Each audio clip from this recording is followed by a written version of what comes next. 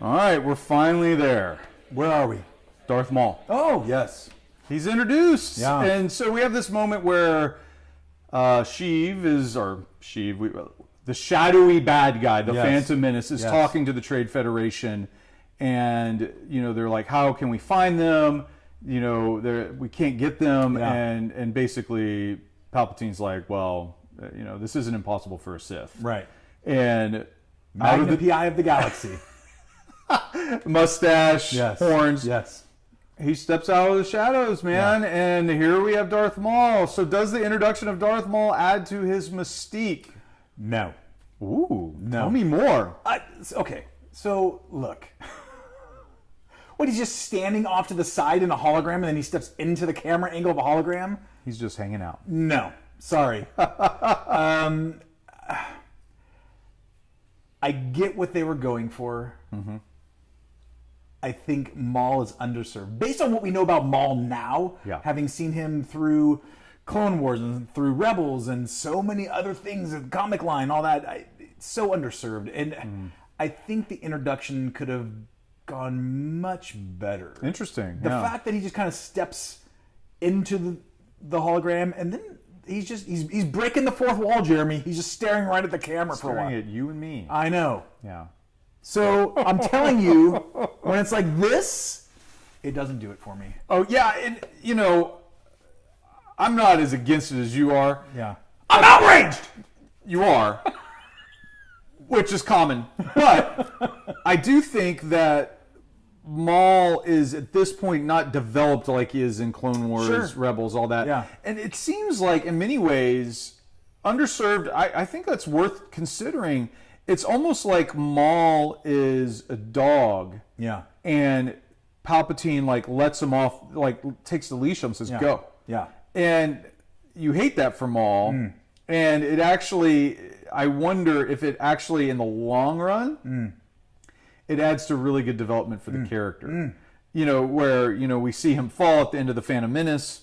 Obviously, he survives. His anger keeps him alive. Right.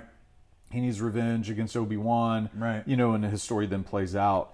And there's this constant, sense of, I was mistreated by my master. And obviously you don't see it in this scene, but there's this almost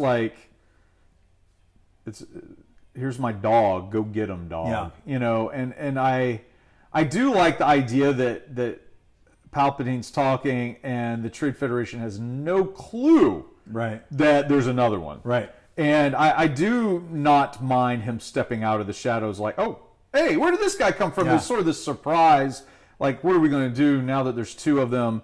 The mystery does help in some ways for me. Especially when I first saw it, I was like, I've seen all the promotional materials. I know he's the bad guy. Here he is finally.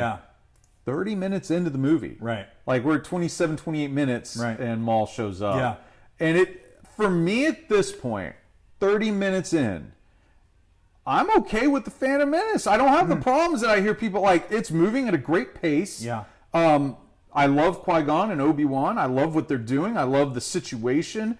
I don't have a problem with the politics that everybody's freaking out about. Yeah. I'm okay. Are you okay? That's the question.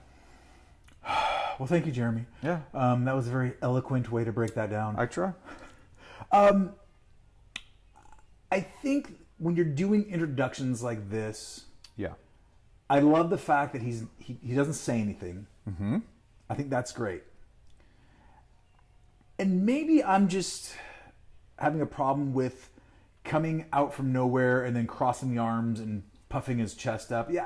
Just like that. My God, how real was that? I know. I work at it. I changed my mind. That's super intimidating. Well, that's what I'm here for. Did you say you work out? All the time. Twice this week. I think that it could have been better. Does it serve its point? Yes. Could it have been better? In my opinion, I will say yes. Yeah, and are there better introductions of characters in Star Wars? Yeah. Totally. Yeah. Right? And maybe that's a video that's not a Prequels and a Pint video, just best introductions in Star Wars. But Maul's on the scene now. We're almost have assembled all the players. We just have Anakin coming in. Yippee! So. Yay! Anakin.